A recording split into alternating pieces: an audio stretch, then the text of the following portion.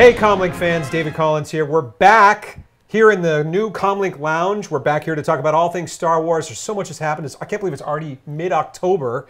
I'm joined by our co-host and writer, Amy Ratcliffe. Amy, how are you? I'm great, David. How are you? I'm awesome. I'm so glad that we're actually finally back here in the Comlink. Now, there's been a lot going on, right? You've been busy. Yeah, we've a few things going on.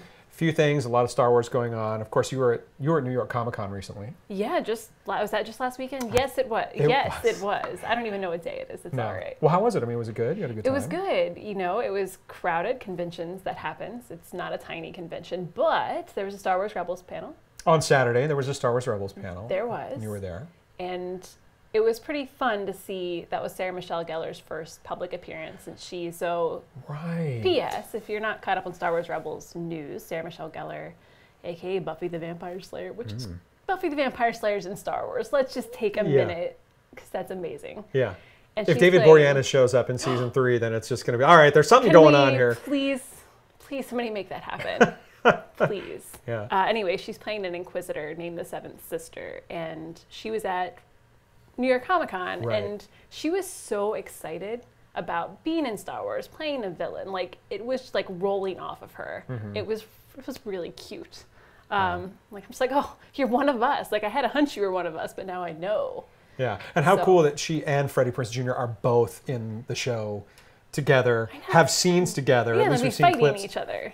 Amazing. Which is perfect. Amazing. So it was cool to see how excited she is to be part of Star Wars. And Taylor Gray was there as well, and Ashley Eckstein. And Taylor, I feel like he's so young, and sometimes I forget, which makes sense because Ezra is the kid of the show. But I'm just like, oh, you make me feel old. Like, you're just a little kid. He is Ezra in a lot of ways. Like, when you meet him, you just feel like, wow, that really is like a walking, talking Ezra. In the same way I feel that Ashley Eckstein is very much like Ahsoka Tano. You know, he really kind of embodies that energy of Ezra. Well, yeah, and they talk about that, like in the recording studio, how when Taylor came into it, he wasn't super knowledgeable about Star Wars, and he's still learning, and he was learning from Freddie Prinze Jr. So it is it mirrors real life. Life imitates art in a way, or the vice versa. I don't even know. They both imitate each other. There you go, there you go. But it was worth the trip to New York just for that. It was exciting, and they showed some really great trailers and clips. Some of the stuff from the episodes that just aired, but also stuff we haven't seen before. Are you guys getting some crazy feedback? This might be a good time to cut over to our booth, and we can see our two booth directors over here, Rourke and JC. What's going on, guys? We're hearing a little bit of feedback over there. Trying to make this work. Trying to make it work? We've got volume on one of these things. Okay, well, we're back here in the Comlink Lounge. We've actually been away for a little while. And it's because there's just been so much has happened since, I guess in the last 6 months, Star Wars.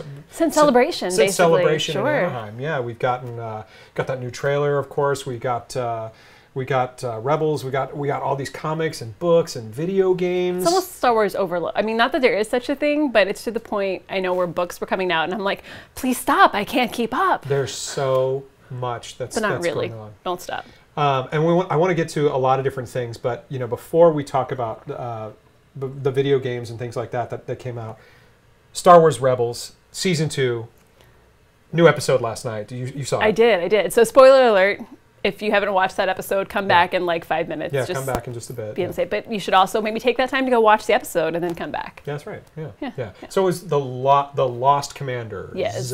Which reminds me of The Last Command. It reminds me of the Timothy Zahn novel, the same name. It's kind of a nice little throwback. Oh yeah, I didn't think about that. I don't know if it's probably just my brain. Yeah, but anyway, you saw the episode. You liked it. I did very much. I mean, Captain Rex is back. Yeah. How cool is it that we now have 2 of the characters I feel like we had the most questions about after Clone Wars were Rex and Ahsoka, and now they're both in Rebels. I mean... And he dropped a lot of information about what happened to him, you know, how he got through Order 66, all that kind of stuff. Like, he actually, in just a few lines, was able to kind of tie a lot of information together, I feel like. I agree, and still leaving some questions, though, because I really liked when he first saw Kanan, and they were reacting to, like, oh, there's a Jedi again, that his reaction, that Rex's, or maybe it was Wolf's, was like, oh, but the Jedi betrayed us. That was Wolf. Yeah, Wolf was like, but no. They weren't the ones betrayed. He had to remind him, they weren't the ones that betrayed us. Yeah, I loved that. I just absolutely loved that. And where you leave off in this kind of, they're using a Republic walker as this kind of like tinker their wagon. ID. Yeah, it's like their RV and they're out there fishing. What's funny is before the show, JC and I were talking, actually, and you joined in as well. JC over there. Say hi, everybody. Okay. JC said something pretty brilliant, which as soon as he said it, I was like, oh, of course. That scene where they're using the Lasat, they're using Zeb to basically go fishing for the big sand monster. I know, worm. I keep thinking it's like a sandworm from Doom. Yeah, it's like from Doom. Yeah. Big bongo, maybe? Was that what Gregor was calling it? You're just going to use a bongo. I don't know if I don't know. I don't know if it is his nickname. that. That guy. Let's go with that. Sure, yeah, I don't know, whatever. Yeah. Gregor kept saying these kind of crazy, D. Baker was saying whatever it was, but I can't remember. What was great about it was that it really kind of was an homage to Jaws. Totally. Like, it was totally Jaws, and I couldn't believe that I didn't pick up on that. But the music, like the music choice wasn't like, like it wasn't like horror music. It was like kind of light and stringy in that way that scene with the barrels in Jaws 100%. was. 100%. No, it was a nice callback. Nice homage. Nice homage. And then what's the captain's name? Is it Quinn? Quint. In Jaws. Quint. Right? Quint? No, Quint's from Ain't It Cool News. Is it Quint or Quint? Quint. It is Quint. All right. Well, yeah. I remember that because like the Quint's bow-legged whip, like. Oh yeah, like yeah. It's, yeah, I don't. Anyway. Yeah, so it was like Rex was kind of like Quint, and it just was kind of this nice homage, that now I'm just completely geeking out over. And I just now you have to go back and rewatch it with that knowledge. Yeah, and then I want to go put in Jaws, and I want to see that scene. And we invite you to do the same. You should check it out. If you haven't seen Jaws, my God, Steven Spielberg, John Williams. You should fix that. You should fix that immediately. Yeah. Talk about the music. Well, yeah, the music. Please, well, so I was just saying. JC just said talk about the music. So. Usually the music is like just like this big action pounding, like crazy dark action cue, that you get a lot of in animation or in Rebels, but it wasn't. It was kind of light and bouncy and like it was like adventure music. It was adventure-y, even though Zeb had been swallowed by this guy. I know, that was good contrast. I liked it. That reminds me of something else I want to ask you about music-wise. Did you see the new trailer for Rebels that showed at Comic-Con with I didn't. Okay, so at the end, there's this great moment where Ahsoka, there's just a tease from a future episode where Ahsoka faces the seventh sister and the other new Inquisitor, the fifth brother, and it's really like a direct reversal of the end of Phantom Menace with Qui-Gon and Obi-Wan facing Darth Maul, to the point where Duel of the Fates is pulled in, but it's a different spin on Duel of the Fates. Oh, wow. So I'm very curious to hear your expert take on that. I definitely would want to check that out. Yeah, we're talking about Duel of the Fates and how it's tied in with Battle of Heroes right now on my music podcast, Star Wars Oxygen, where we're talking about those things and how the choir kind of fits into that. I'd be really curious to know what Kevin Kiner's kind of doing with a spin there. Yeah. Although a lot of times in trailers, they will cut in John Williams music for Rebels trailers. So I want to check this out. Yeah, I want to hear your opinion. We'll have to let go us back. know. We'll come back to it. And I have another thing I want to talk about, the Rebels episode that I really liked. Okay. I'm just stealing the conversation. I'm like, this thing. It's like shiny objects.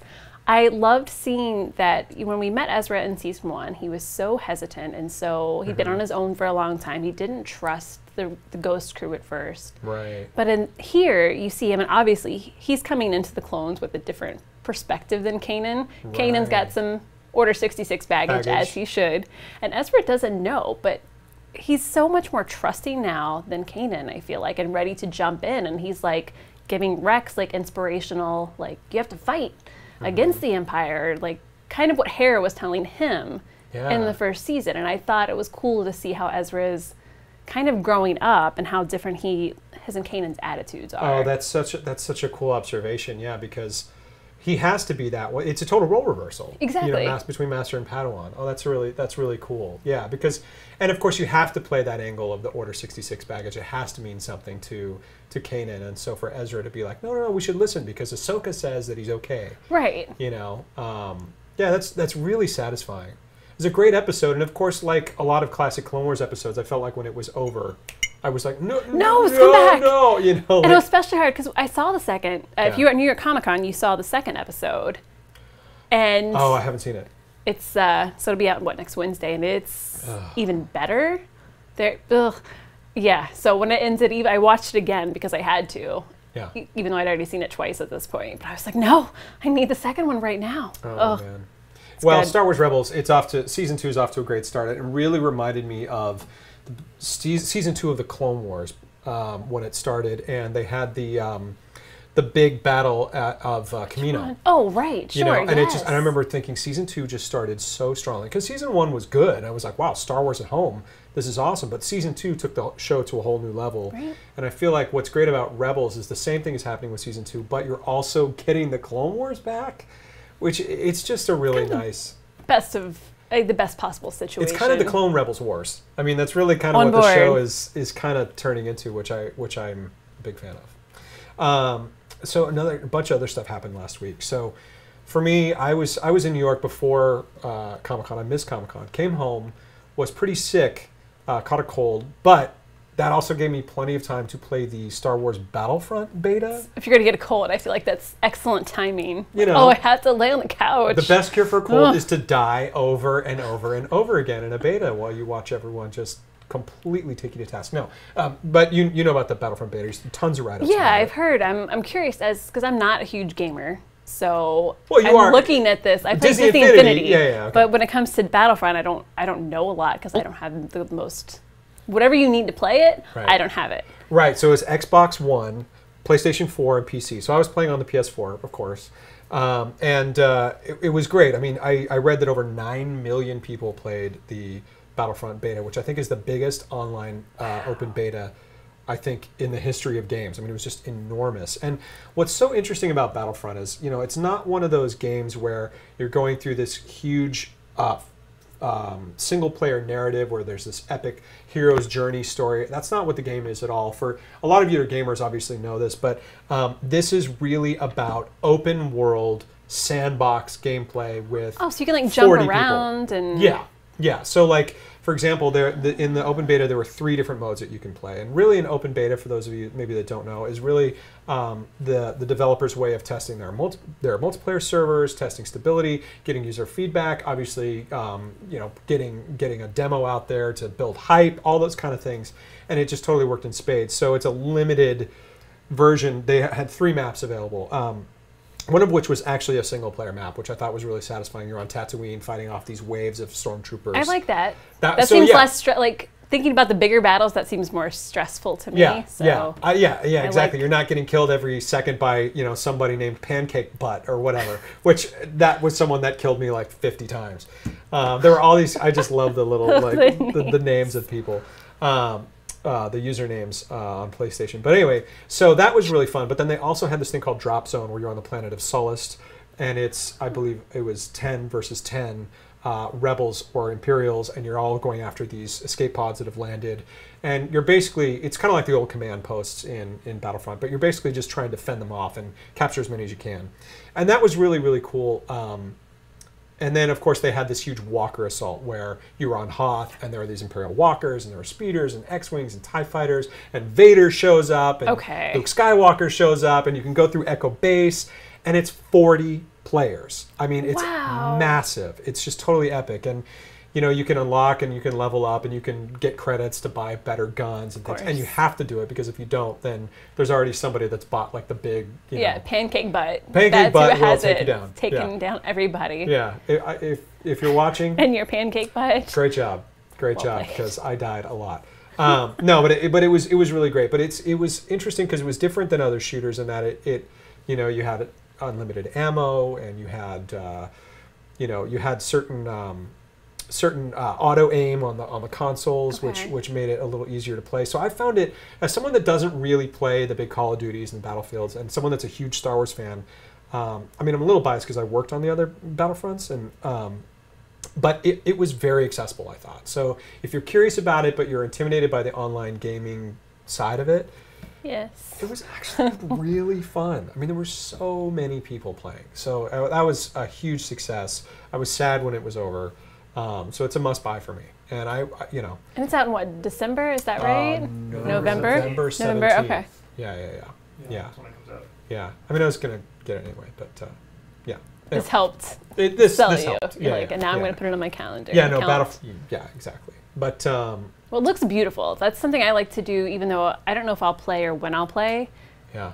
When I would like to play first-person shooter, too much information. First-person shooters make me a little sick to my stomach sometimes. So I'd like to watch other people play and watch, like on YouTube. It's gorgeous. So the gameplay that I've seen so far from stuff that they've shown at conventions is beautiful. Yeah, it's gorgeous. I was playing through the Tatooine map, and my wife Lauren came in, and she's like, "That looks real." And I was like, "I know, it's crazy. It really does." You know, so it's fantastic. There's a ton of voice in it. There's a ton of great music. There's all new music in it as well. That's so exciting. it's like, it's just the production value's through the roof. A+ Battlefront. And they just announced, speaking of video games, they just announced another Disney Infinity pack. Yeah, the second pack just came out. Yeah. The Rise Against the Empire. Yes, Rise of the Empire.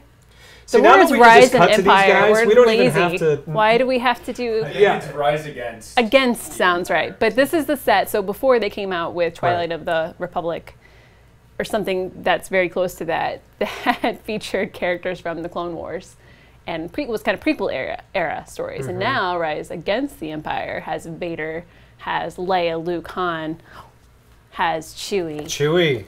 Oh, look at that. It's so cute. These figures are great. So yeah, so now and eventually they'll have Force Awakens one. Right, that's the new one that they just announced. Yeah, and they just announced that they're adding Poe Poe Dameron. and Kylo Ren Kylo. as figures. Right. So Very, that's very exciting. So I haven't played Rise Against the Empire much yet, but I did interview.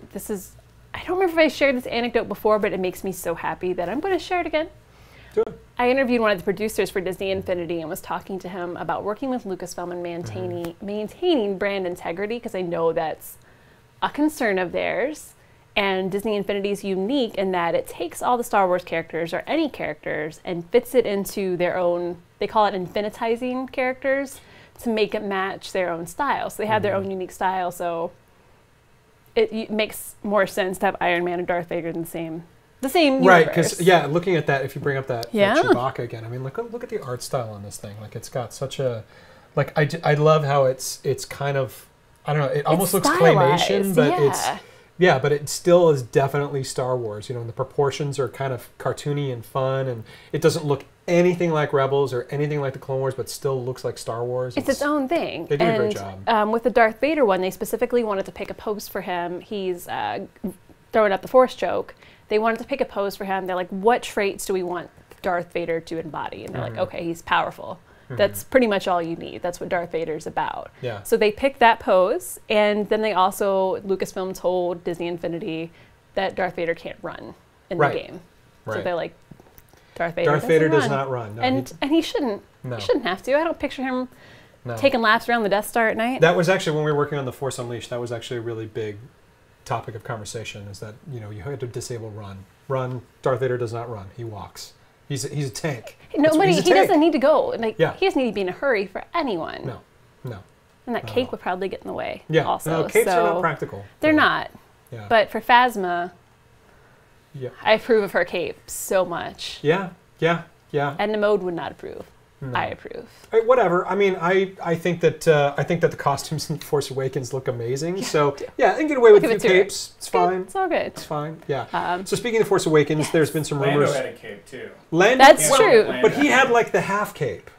Was it? You know. And he had his own problems. You know. Yeah.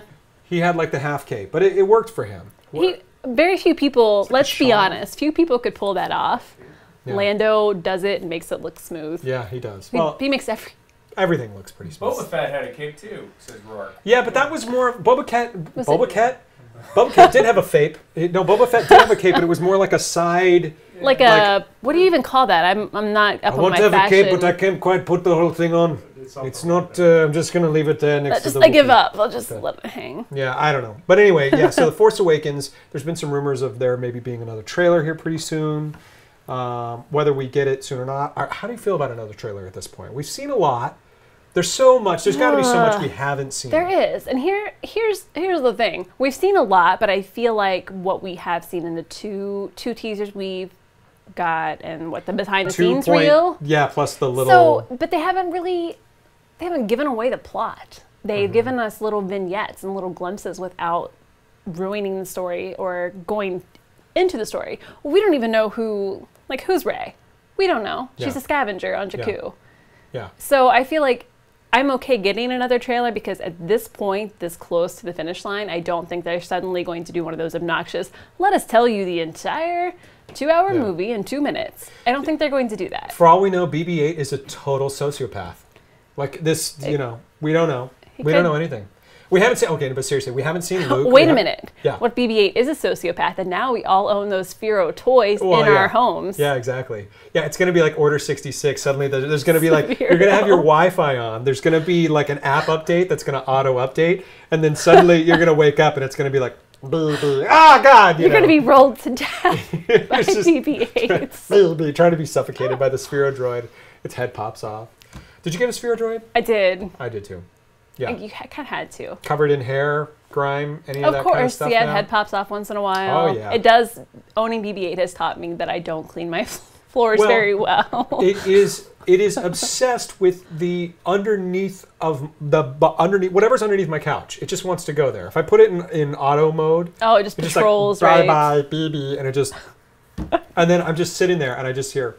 Like rolling. And I'm like, what are you doing down there? Oh, the noises kill me. Yeah. They're so cute. Yeah, that's great. That's great. So we could have a whole trailer about BB-8, and that would be fine. I'm okay with that. On board. Yeah, we haven't seen Luke yet. We haven't really seen Leia. We just saw that one. That her hand, sure. Yeah, and the shot from the Comic-Con. Oh, that's right. Yeah, and the behind-the-scenes reel. Yeah. So right. There's a lot that we could still see. I want to see a new trailer. I'd be totally fine with that.